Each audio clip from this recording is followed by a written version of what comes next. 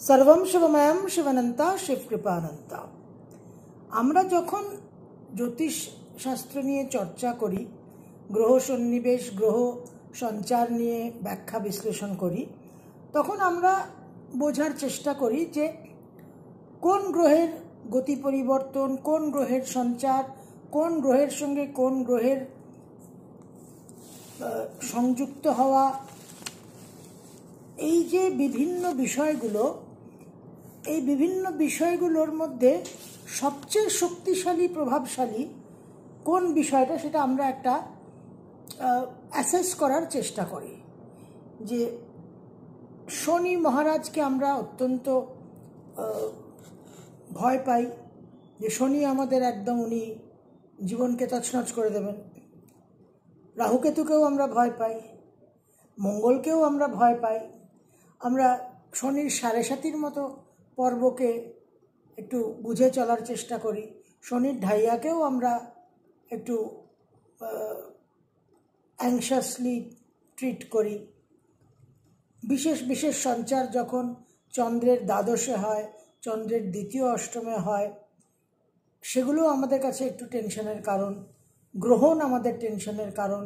আমাদের জন্মকালীন যে সমস্ত গ্রহ আছে, সেইখানে যখন গ্রহ গোচরে, বর্তমান গোচরে আসে, অর্থাৎ প্রত্যাবর্তন হয়, রিটার্ন হয়, তখন সেগুলো আমাদের জীবনে প্রভাবশালী হয়। তো এরকম এক একটা গ্রহের কম্বিনেশনে, এক একটা গ্রহের মুভমেন্টে খুব জোরালো এবং হিস্টোরিক্যালি ইম্পর্টেন্ট পরিস্থিতি তৈরি হয়। ঠিক সেই রকম আজকের দিনে 18ই মে 2025 একটা বিশেষ সঞ্চার হচ্ছে। আপনারা সবাই জানেন, নোডাল অ্যাক্সিস শিফট। রাহুকেতু মীন আর কন্যা থেকে কুম্ভ রাশিতে আর সিংহ রাশিতে সঞ্চার করবে। এই যে সঞ্চার, এই সঞ্চার একটা সূচক। এই সঞ্চারের মাধ্যমে কিন্তু পৃথিবীর নেক্সট ফেজ অফ চেঞ্জ শুরু হলো। বিভিন্ন পর্যায়ে পৃথিবীর পরিবর্তন হয়, মানব সভ্যতার বিবর্ধন হয়। তো এক একটা রাউন্ড অফ চেঞ্জ আমরা বলি। যে লাস্ট রাউন্ড অফ চেঞ্জ শুরু হয়েছিল 2019-20 অর্থাৎ শনি মহারাজের মকর রাশিতে প্রবেশ, এবং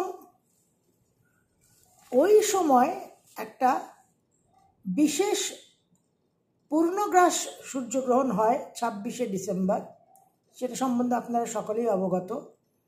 এবং সেই পূর্ণগ্রাস সূর্যগ্রহণের আগে, প্রাক্কালে 8ই ডিসেম্বর 2019 আমি একটি ভিডিও উপস্থাপনা করেছিলাম। তখন টিভি প্রোগ্রাম হতো, ইউটিউব তখনও অতটা জমে ওঠেনি। ভিডিওটির নাম ছিল সুনামি ইন দ্য স্কাই। এবং ওই ভিডিওতে আমি আমার বিদ্যে বুদ্ধিতে যা ছিল তাতে বলেছিলাম যে একটা খুব ভয়াবহ পরিবর্তন আসছে, খুব শক্তিশালী কিছু এনার্জি রেডিয়েশন হবে, যার মাধ্যমে একটা বিশাল ধ্বংসাত্মক প্রভাব আমরা অনুভব করব। এবার কি হবে, কোন ঘটনার মাধ্যমে, কোন পরিস্থিতির মাধ্যমে আমাদের পৃথিবী বদলে যাবে, সেই ক্লিয়ার পিকচার আমার কাছে অবশ্যই ছিল না। আমি ত্রিকালদর্শী নই, কিন্তু একটা ইন্টুইশন ছিল, একটা আন্ডারস্ট্যান্ডিং ছিল, বিশেষ গুরুকৃপা আর দৈব কৃপা ছিল, যে কারণে আমি এটা একটা অ্যাসেসমেন্ট করেছিলাম। এবং সেই টিভি প্রোগ্রাম রেকর্ডিং করার পর আমার সঙ্গে যে সঞ্চালিকা ছিল, তার নাম শ্রীমতী মনিকা আচার্য, সে আমাকে বলেছিল যে তারাদি তুমি এটা কি বললে। আমি বলেছিলাম যে দেখো কি বললাম বলতে পারবো না, যা মনে হলো তাই বললাম, এবার ঠিক ভুল সময় বিচার করবে। ঠিক সেই রকম দর্শক বন্ধু, আজকে 18ই মে 2025 আমি আরেকটি স্টেটমেন্ট করতে চাই। এটা প্রেডিকশন, এটা ভবিষ্যৎবাণী বলে আমি নিজেকে একটা খুব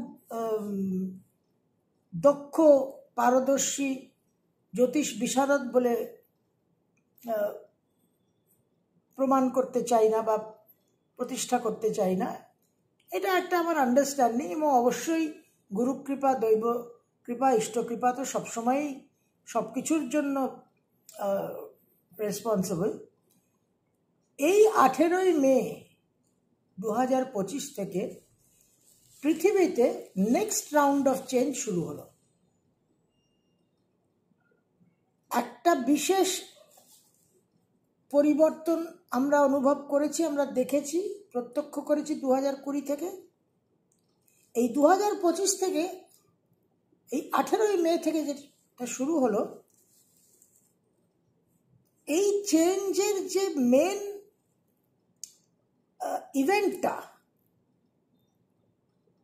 যে গ্রহ সন্নিবেশ, যে গ্রহ সঞ্চার, যে গ্রহ প্রভাবে এই নেক্সট রাউন্ড অফ চেঞ্জটা ট্রিগার হবে, ম্যানিফেস্ট স্টার্ট হবে অ্যাকচুয়ালি, সেটা কিছুদিনের মধ্যে হতে চলেছে। আপনারা আমার থাম্বনেলে কোনো ডেট দেখেননি, কোনো গ্রহ সঞ্চারের কোনো উল্লেখ দেখেননি, কারণ আমি এটাকে একটু হেয়ালির মাধ্যমে, একটু ধাঁধার মাধ্যমে প্রকাশ করার চেষ্টা করছি। কারণ যে সঞ্চারটা হবে, যে গ্রহ ইনভলভড, সেটা অত্যন্ত এনিগম্যাটিক। তো সেই জন্য এটাকে পরিষ্কারভাবে আমি উল্লেখ করিনি। সেই আমাদের প্রথম প্রধানমন্ত্রী জওহরলাল নেহরু, শ্রী জওহরলাল নেহরুর যে স্পিচ ছিল ভারতবর্ষ স্বাধীন হওয়ার পর, ট্রাইস্ট উইথ ডেস্টিনি, ঠিক সেই রকম একটা ট্রাইস্ট উইথ ডেস্টিনি আমাদের শুরু হচ্ছে আজ থেকে। এবং সেটা টেক অফ হবে, বিমান যখন চলতে শুরু করে, বিমান রানওয়েতে চলতে শুরু করে, কিন্তু তার উড়ান শুরু হলো, কিন্তু অ্যাকচুয়াল উড়ান তখনই শুরু হচ্ছে যখন সে মাটি থেকে চাকা গুটিয়ে নিয়ে উপরে উঠে গেল। তো আজকে 18ই মে 2025 মনে করুন উড়ান শুরু হলো, the flight is taxiing in the runway. প্লেনটা যখন রানওয়ে দিয়ে যাচ্ছে তাকে বলে ট্যাক্সিং ইন দ্য রানওয়ে। এবার এই ট্যাক্সি করতে করতে খুব শীঘ্রই সামনে প্লেনটার টেক অফ আছে, বিমানের উড়ান শুরু হবে। এবং ওই যে উড়ানটা শুরু হবে, ওই যে flight will take off, ground ছেড়ে দেবে, সেটা যেদিন হবে সেই দিন যে গ্রহ সঞ্চার আছে, আমাদের আলোচ্য বিষয় কিন্তু আজকে সেই গ্রহ সঞ্চার। কিন্তু আমরা এই গ্রহ সঞ্চারকে একটু অন্যভাবে বোঝার চেষ্টা করছি। আপনারা যারা এই ভিডিও অনুষ্ঠান দেখছেন, পরে যারা দেখবেন, আপনাদের জীবনে যদি আপনারা, if you take a look at your life, আর আপনারা যদি এটা বলতে পারেন যে আমার জীবনে কোনো একটা ঘটনার মাধ্যমে আমার জীবন দুভাগে ভাগ হয়ে গেছিল, first half and second half, যে আমার জীবনে এমন একটা ঘটনা ঘটেছিল যে ঘটনা আমার জীবনে একটা ডিভাইডিং লাইন হয়ে যায়, two chapters, one event which breaks my life into two parts, এবং সেটাকে আমরা একটা জীবনে আমূল চরম পরিবর্তন বলতে পারি, এবং একটা খুব র্যাডিক্যাল, খুব একটা প্যারাডাইম শিফট, কেমিক্যাল রিয়াকশনের মতো, যে ওই ঘটনার পর আমার জীবন আর আগের মতো থাকেনি, এবং আমি মানুষটাও আর আগের মানুষ থাকতে পারিনি। এবার আমি মানুষটা কতটা পরিবর্তন হয়েছে সেটা কিন্তু সেখানে একটা প্রশ্ন চিহ্ন থাকবে, কারণ অনেকেরই অতটা হয়তো ট্রান্সফরমেশন হয় না।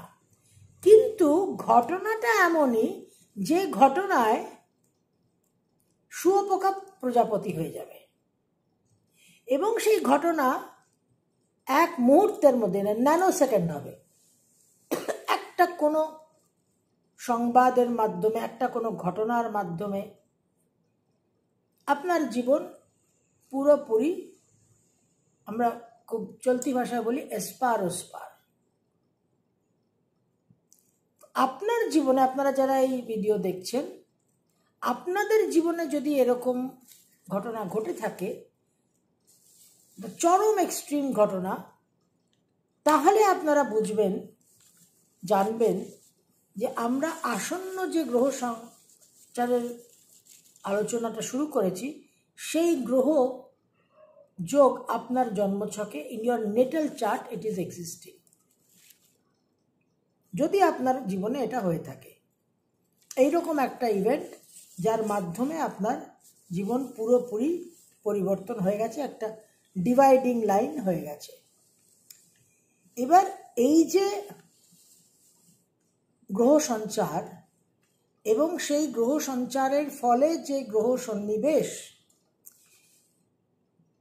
সেই গ্রহ সঞ্চার এবং সেই গ্রহ সন্নিবেশ সংক্রান্ত কিছু তথ্য আমি আপনাদের সঙ্গে শেয়ার করতে চাই। কারণ এটা একটা এমন একটা সঞ্চার, এমন একটা গ্রহ সন্নিবেশ যেটা এক্সট্রিম ডিস্ট্রাকশনের মাধ্যমে কমপ্লিট রিকনস্ট্রাকশন হয় মানুষের জীবনে এবং সার্বিক বিশ্বে। যখন একটা গ্রহ সন্নিবেশ হলো, একটা গ্রহ সঞ্চার হলো, সেটার একটা গ্লোবাল এফেক্ট আছে। সেই সময় যে শিশুরা জন্মালো তারা ওই গ্রহ সঞ্চার, ওই গ্রহ সন্নিবেশ নিয়ে জন্মালো। এবার ইন্ডিভিজুয়াল মাইক্রো লেভেলে তাদের জীবনেও একটা এক্সট্রিম ডিস্ট্রাকশনের মাধ্যমে কমপ্লিট রিকনস্ট্রাকশন, রিস্ট্রাকচারিং তারা অনুভব করবে। তো কিছু তথ্য, কিছু ডেটা আমি আপনাদের সঙ্গে শেয়ার করতে চাই, যে ডেটসগুলোতে এইরকম গ্রহ সন্নিবেশ, এইরকম গ্রহ সঞ্চার মহাকাশে, সৌরমণ্ডলে উপস্থিত ছিল। এবং এই যে সঞ্চার, এই যে গ্রহযোগ, এটাকে আমি মনে করি, আমাকে যদি কেউ এর নামকরণ করতে দেয়, আমি এর নামকরণ করব the Nagasaki Hiroshima yoga, Nagasaki Hiroshima যোগ। এবার যে তথ্যটা আপনাদের সঙ্গে শেয়ার করব, যে ডেটাটা, সেই ডেটাটা খুব গুরুত্বপূর্ণ এবং খুব ইন্টারেস্টিং। এটা দেখুন, হিস্টোরিক্যাল ডেটা, এই যে তথ্য, এই তথ্যর বেসিসে কিন্তু আমাদের একটা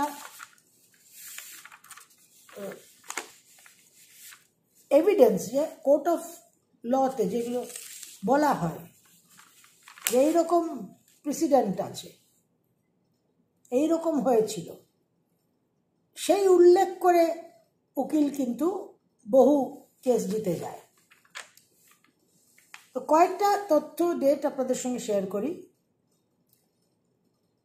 এবং সেই ডেটে কি ঘটনা ঘটেছিল সেটাও আপনাদের উল্লেখ করব। 16ই অক্টোবর 1951, 16ই অক্টোবর 1951 পাকিস্তানের প্রথম প্রধানমন্ত্রী Liaquat Ali Khan was shot dead. 11 September 2001 twin tower crash, সেটা আমরা সকলেই জানি। 15ই আগস্ট 1975 শেখ মুজিবুর রহমান শট ডেড। 1 জুন 2001 নেপালের king Birendra and family shot by crown prince Dipendra. 26 সেপ্টেম্বর 1959, 26 সেপ্টেম্বর 1960 फोर्थ प्राइम मिनिस्टर, चतुर्थ प्रधानमंत्री श्रीलंकार सलोमन बंदरनायके शॉट डेड। 15 জানুয়ারি 1934 फेमस बिहार अर्थक्वेक, जे भूमिकम्पे मुंगेर और मुजफ्फरपुर धूलिसात हो जाए, पुरो मैप থেকে উড়ে গেছিল। 8 मार्च 2014 Malaysian Airlines Flight 370 just gone off the radar, আর খুঁজে পাওয়া যায়নি। 13 জুন 1997 দিল্লির উপহার সিনেমার আগুন 60 জন মৃত্যু হয়।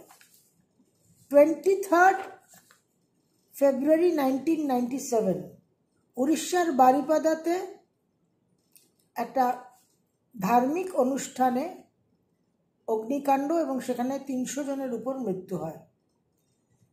19 নভেম্বর 1993 চায়নার শেনজেন, সাউথ ইস্টার্ন শেনজেন ডিস্ট্রিক্টে জিলি টয় ফ্যাক্টরিতে অগ্নিকাণ্ড, প্রচুর মৃত্যু হয়। এই যে ডেটসগুলো আপনাদের সঙ্গে শেয়ার করলাম, এই সমস্ত ঘটনার সঙ্গে একটা কমন ফ্যাক্টর হচ্ছে এই গ্রহ সঞ্চার যেটা আসতে চলেছে এবং যে গ্রহ সঞ্চারের কারণে যে গ্রহ সংযোগ হবে, গ্রহযোগ সৃষ্টি হবে, সেই গ্রহযোগ সৃষ্টি হয়েছিল এই সমস্ত তারিখগুলোতে। এবার ইন্ডিভিজুয়াল কিছু বিশেষ মানুষের নাম উল্লেখ করব, যাদের জন্মছকে এই গ্রহযোগ অবস্থান করে আছে। Albert Einstein, Rabindranath Tagore, Dhirubhai Ambani, Charles Darwin, Nikola Tesla, Shahrukh Khan, Lata Mangeshkar, Shreya Ghoshal. আমি কিছু খুব উল্লেখযোগ্য নাম এবং নানান রকম ক্ষেত্র থেকে, ডিফারেন্ট ভেরিয়াস ফিল্ডস থেকে নামগুলো নির্বাচন করেছি টু একটা মিরিয়াড ব্রড কাভারেজের জন্য।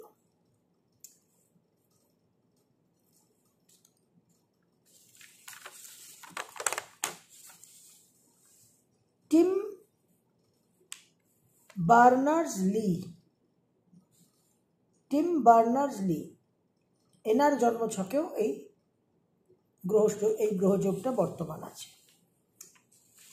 এবং এই গ্রহযোগ আমি যে তথ্যগুলো আপনাদের সঙ্গে শেয়ার করলাম, যে তথ্যগুলো আপনাদের দিলাম, লাস্ট যে গুরুত্বপূর্ণ সময় এই গ্রহযোগ সংগঠিত হয়েছিল সৌরমণ্ডলে, সেটা 8ই ফেব্রুয়ারি 2020 থেকে 23শে মার্চ 2020। 8ই ফেব্রুয়ারি 2020 থেকে 23শে মার্চ 2020। এই যে একটা অত্যন্ত শক্তিশালী এক্সট্রিম গ্রহযোগ তৈরি হচ্ছে, এই গ্রহযোগই কিন্তু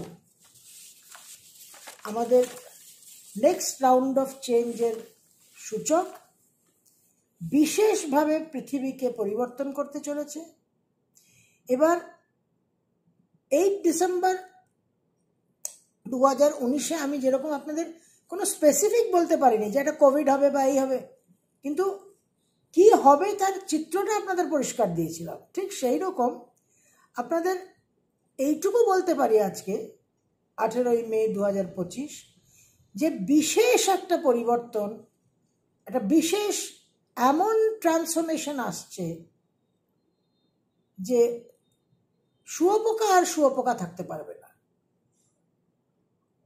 The caterpillar can no longer remain a caterpillar. The caterpillar must become the butterfly. 6th June 2025, Mars transit কর্কট থেকে সিংহ রাশিতে মঙ্গলের যে সঞ্চার হতে চলেছে দর্শক বন্ধু, সেই সঞ্চার কিন্তু আমাদের আজকের আলোচ্য বিষয় ছিল। যতগুলো তারিখ আপনাদের সঙ্গে শেয়ার করলাম, আপনাদের কাছে উল্লেখ করলাম, প্রত্যেকটা তারিখে মঙ্গল রাহুকেতুর অ্যাক্সিসে ছিল এবং বেশিরভাগ ক্ষেত্রে মঙ্গল কেতুর সঙ্গে অবস্থান করেছিল। এবং যে সমস্ত ব্যক্তিত্বের নাম আমি আপনাদের সামনে উল্লেখ করলাম, সেই সমস্ত ব্যক্তিত্বের জন্মছকে মঙ্গল কেতু নাগাসাকি হিরোশিমা যোগ বর্তমান। এবার এই যোগ ইজ ভেরি ভেরি ইম্পর্ট্যান্ট। সমস্ত গ্রহের গুরুত্ব আছে, সমস্ত গ্রহের প্রাধান্য আছে, সমস্ত গ্রহের ক্ষমতা আছে, শক্তি আছে, কিন্তু মঙ্গল কেতু আপনার জীবনকে যা করে দিতে পারে, হোয়াট মার্স কেতু আপনার can do to you, Mars Ketu, Mars Rahu, Mars in the nodal axis. Mars in the nodal axis যা করতে পারে, তার যা effect, that is unparalleled and unmatched by any other planetary combination. এই কম্বিনেশনকে বুঝতে হলে বিশেষভাবে কিন্তু জন্মছক পর্যবেক্ষণের প্রয়োজনীয়তা আছে। আপনারা জানেন যে বহু সেলিব্রিটি ব্যক্তিত্ব বহু মন্দিরে দর্শন করতে যান, বহু সাধু সন্ত সিদ্ধ গুরুদের শরণাপন্ন হন।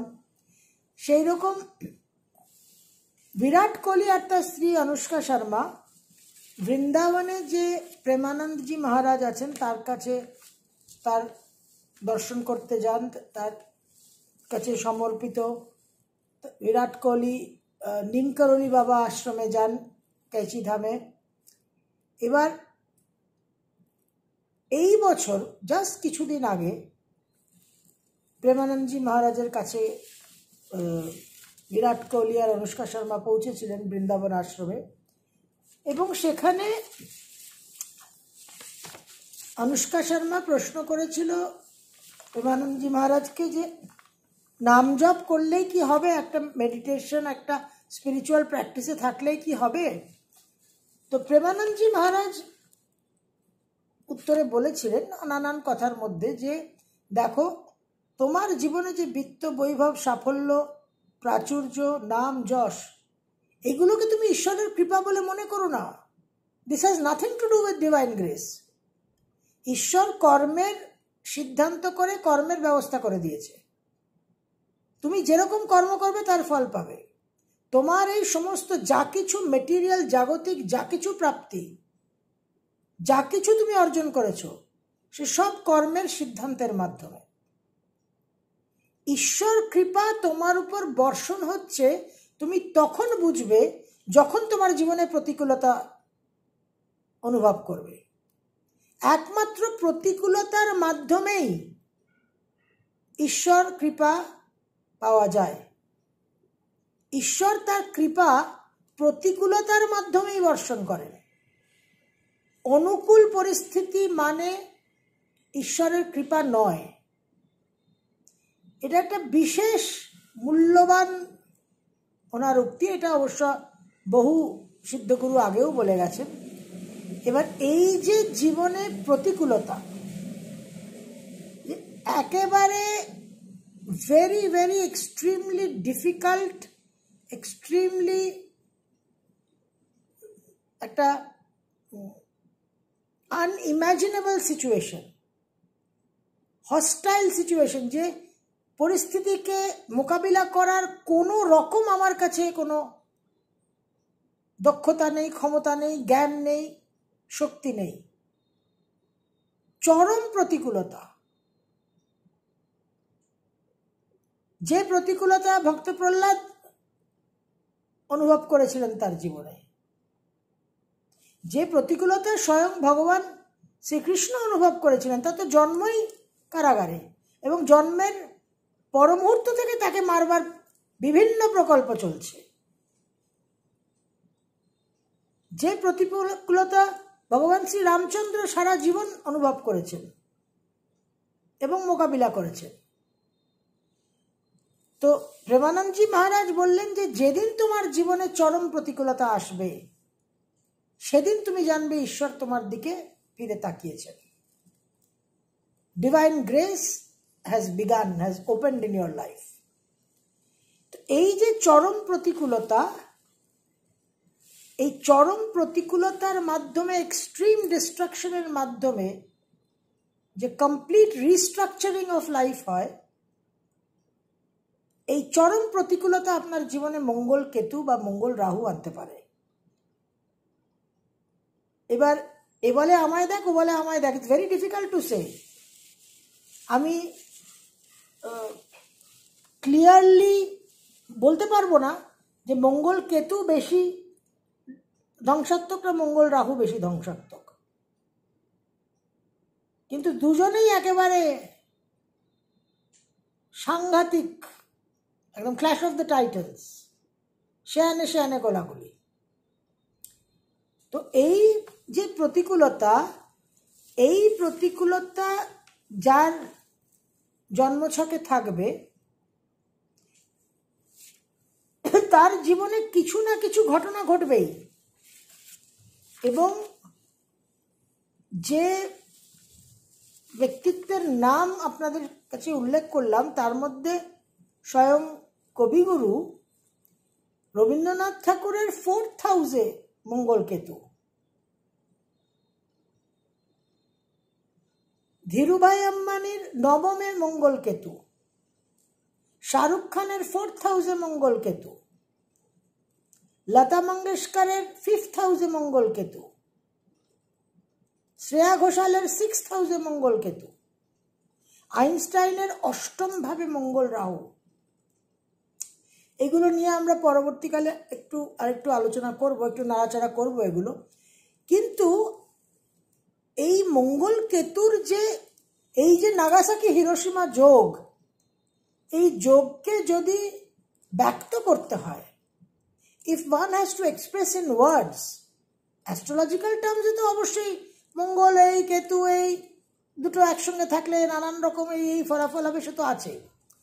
কিন্তু নন অ্যাস্ট্রোলজিক্যাল জ্যোতিষের ভাষার বাইরে যদি মঙ্গল কেতুর প্রভাবকে, মঙ্গল কেতুর অনুভবকে যদি ব্যক্ত করতে হয়, তাহলে কিন্তু কবিগুরুর কিছু রচনাকে স্মরণ করতে হবে। এবং আমি মনে করি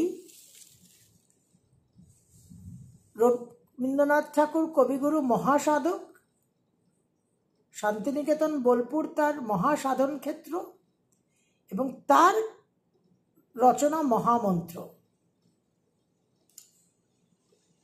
সবসময় সব গ্রহ সঞ্চার, গ্রহযোগের জন্য আপনাদের নানান রকম সংস্কৃত শ্লোক মন্ত্র উল্লেখ করে থাকি। আজকে বলবো এই মঙ্গল কেতুর জন্য কিছু কবিগুরুর রচনাকে স্মরণ করুন।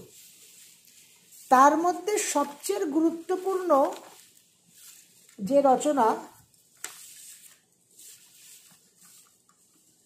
সেখানে কবি লিখছেন, নিশিদিন মোর পরাণে প্রিয়তম মম, কত না বেদনা দিয়ে বারতা পাঠালে, ভরিলে চিত্ত মম নিত্য তুমি, প্রেমে প্রাণে গানে হয়ে থাকি আড়ালে।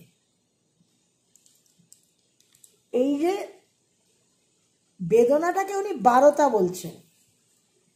4th হাউসের মঙ্গল কেতু, আমি আপনাদের বললাম এক্সট্রিম ডিস্ট্রাকশনের মাধ্যমে কমপ্লিট রিস্ট্রাকচারিং। এবার যদি আমাদের কমপ্লিট রিস্ট্রাকচারিংটা না হয়, তাহলে আমাদের অভিযোগ চলবে আমাদের খুব স্ট্যান্ডার্ড এবং সাবস্ট্যান্ডার্ড লাইফস্টাইল চলবে। কিন্তু যে ক্ষেত্রে কমপ্লিট রিস্ট্রাকচারিং হবে, সেই ক্ষেত্রে কিন্তু কনসিয়াসনেস, চেতনা পুরো ট্রান্সফরমেটিভ এক্সপিরিয়েন্সে চলে যাবে। তখন একজন এই রচনা লিখতে পারবেন যে নিশিদিন মোর পরাণে প্রিয়তম মম, কত না বেদনা দিয়ে 12টা পাঠালে, ভরিলে চিত্ত মম নিত্য তুমি, প্রেমে প্রাণে গানে হয়ে থাকি আড়ালে। নেক্সট যেটা আপনাদের সঙ্গে উল্লেখ করব, যে রাতে মোর দুয়ারগুলি ভাঙলো ঝড়ে, জানি নাই তো তুমি এলে আমার ঘরে। আরো আরো প্রভু আরো আরো, আরো আরো প্রভু আরো আরো, এমনি করে আমায় মারো। মন্দিরে মম কে আসিলে হে, সকল দুয়ারও আপনি খুলিল, সকল প্রদীপ আপনি জ্বলিল, সকল বীণা বাজিল নব নব সুরে। আজি ঝড়েরও রাতে তোমার অভিসার, পরাণ সখা বন্ধু হে আমার। তুমি কোন ভাঙনের পথে এলে সুপ্ত রাতে, আমার ভাঙলো যাতা ধন্য হলো চরণ পাতে। তুমি কোন ভাঙনের পথে এলে সুপ্ত রাতে, আমার ভাঙলো যা তা ধন্য হলো চরণ পাতে। এবং last but not the least, আগুনের পরশমণি ছোঁয়াও প্রাণে, এ জীবন পুণ্য করো, এ জীবন পুণ্য করো দহন দানে। মঙ্গল কেতু, দ্য ফায়ার। এবার এই ফায়ার একটা অল ডিভারিং ফায়ার, সমস্ত কিছুকে এই অগ্নি গ্রাস করবে। আমরা রাহুকেতুকে বলি, রাহুকেতু চন্দ্র সূর্যকে গ্রাস করেছে, এই জন্য গ্রহণ হয়। কিন্তু অগ্নি, এই মঙ্গল কেতুর যে অগ্নি হয়, এই অগ্নি সমস্ত কিছু, আপনার পুরো জীবনকে গ্রাস করবে, ডিভাওর ইউ। যখন মানুষের মৃতদেহকে দাহ করা হয়, সেই মৃতদেহ কিন্তু সূক্ষ্ম অ্যাশেজে পরিণত হয়, ছাই হয়ে যায়। মঙ্গল কেতু আপনার জীবনে যদি অ্যাক্টিভ হয়, আপনার জন্মছকে যদি মঙ্গল কেতু থাকে, মঙ্গল রাহু যদি থাকে, আপনার জীবনে একটা অল ডিভারিং এক্সপিরিয়েন্স হবে, একদম গ্রোস স্থূল থেকে সূক্ষ্মে পরিণত হবে। একটা ইভেন্ট আপনার জীবনে হবেই। আপনারা যারা এই অনুষ্ঠান দেখছেন, এই ভিডিও দেখছেন, আপনাদের জন্মছকে যদি এই গ্রহ যোগ থাকে, অতি অবশ্যই এটা আনফেলিং যোগ। অনেক গ্রহযোগ থাকে মানুষের জীবনে যেগুলো সুপ্ত, ডরমেন্ট, কিন্তু মঙ্গল কেতু এমন একটি যোগ, সেই যোগ কোনোদিন সুপ্ত থাকবে না। মঙ্গল রাহু কোনোদিন সুপ্ত থাকবে না। That volcano will erupt. ওই যে আগ্নেয়গিরি, সেই আগ্নেয়গিরি থেকে জ্বালামুখী, লাভা, অগ্নি, সেখান থেকে কিন্তু একটা পুরো জীবনকে পরিবর্তন করে, এলোমেলো করে, ছারখার করে একটা নতুন জীবন আপনাদের তৈরি করে দেবে। ঠিক সেই রকম 6 জুন 2025 থেকে মঙ্গলের এই যে সঞ্চার হতে চলেছে, মঙ্গল 6 জুন থেকে জুলাই মাসের 28 তারিখ, 28 জুলাই, রাহু কেতুর অ্যাক্সিস থেকে বেরোবে, আমাদের সৌরমণ্ডলে কালসর্প যোগও তখন ভঙ্গ হবে। তো এই যে পিরিয়ডটা, এই পিরিয়ডে কিন্তু আমাদের জীবনে ক্যাটারপিলার টু বাটারফ্লাই এর সময়, ট্রান্সফরমেশনের সময়, এবং যদি আমাদের সেই অল্টার্ড কনসিয়াসনেস হয়, কনসিয়াসনেস যদি অল্টার্ড হয়, চেতনা চৈতন্যের যদি রূপান্তর হয়, তাহলে এই আগুনের পরশমণি অবশ্যই কিন্তু আমাদের দহন দানের মাধ্যমে জীবনকে পূর্ণ করবে। সে বিষয়ে কোনো দ্বিতীয় কথা হবে না। there will be no two arguments on this, it is guaranteed। এবং পৃথিবী, যে বিশ্বকে আমরা জানি দেখছি, সেই পৃথিবীর কিন্তু tryst with destiny next round of change শুরু হতে চলেছে। এই যোগ নিয়ে আমরা আরো বিস্তারিত আলোচনা করব। সর্বম শিবময়ম শিবানন্তা শিবকৃপানন্তা।